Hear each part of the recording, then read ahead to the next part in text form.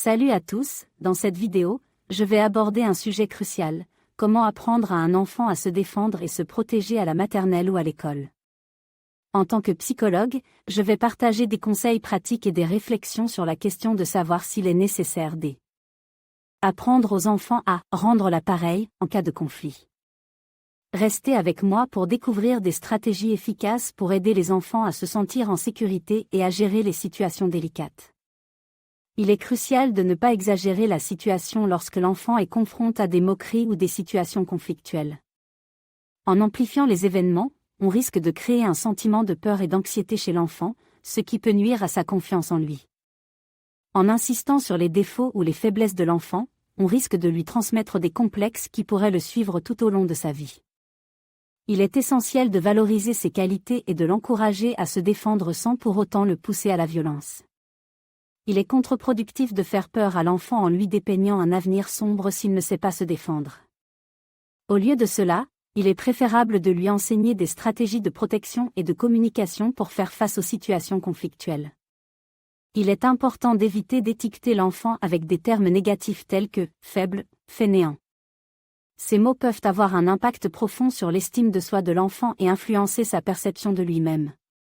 Encourager l'enfant à répondre à la violence par la violence ne fait qu'accumuler de la colère et de la frustration.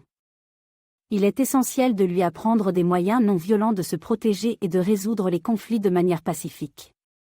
La priorité absolue est d'assurer la sécurité et la protection de l'enfant.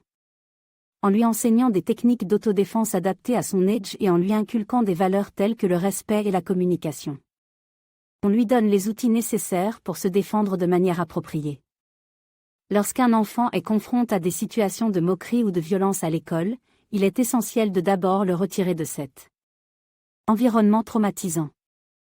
Cela peut impliquer des discussions avec les enseignants, les parents et les professionnels de la santé pour trouver des solutions adaptées à la situation spécifique de l'enfant. Il est important d'enseigner aux enfants à ne pas provoquer les autres et à éviter les situations de conflit. Apprendre à gérer ses émotions et à communiquer de manière constructive peut aider à prévenir les situations de harcèlement et de violence à l'école. Les psychologues soulignent l'importance d'enseigner aux enfants des compétences de résolution de problèmes dès le plus jeune âge. Cela peut inclure l'apprentissage de la gestion des conflits, de l'empathie et de la communication non violente pour favoriser des interactions positives avec les autres. Les psychologues recommandent d'encourager les enfants à exprimer leurs émotions de manière saine et constructive. Il est essentiel de créer un environnement où les enfants se sentent en sécurité pour partager leurs préoccupations et trouver des solutions ensemble. Pour résoudre les conflits à l'école, il est important d'encourager le dialogue et la médiation entre les enfants. Les enseignants et les parents peuvent jouer un rôle crucial en aidant les enfants à comprendre les conséquences de leurs actions et en les guidant vers des solutions pacifiques. Il est essentiel de comprendre les raisons pour lesquelles un enfant peut avoir du mal à se défendre. Cela peut être dû à un manque de confiance en soi, à des expériences passées traumatisantes ou à un environnement familial difficile. En identifiant ces facteurs, il est possible d'apporter un soutien adapté à l'enfant. Les méthodes d'éducation familiale jouent un rôle crucial dans l'apprentissage de l'enfant à se défendre. Il est important pour les parents d'adopter des approches éducatives positives, basées sur l'écoute, le soutien et le renforcement de l'estime de soi de l'enfant. Pour aider un tout-petit à apprendre à se défendre, il est essentiel de lui enseigner des compétences sociales et émotionnelles telles que la gestion de la colère, la résolution de conflits et la communication assertive.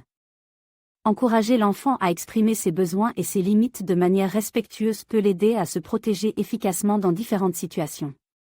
Cette approche globale, combinant la prévention, l'éducation émotionnelle et le soutien familial, peut aider les enfants à développer des compétences essentielles pour se défendre et se protéger de manière saine et constructive.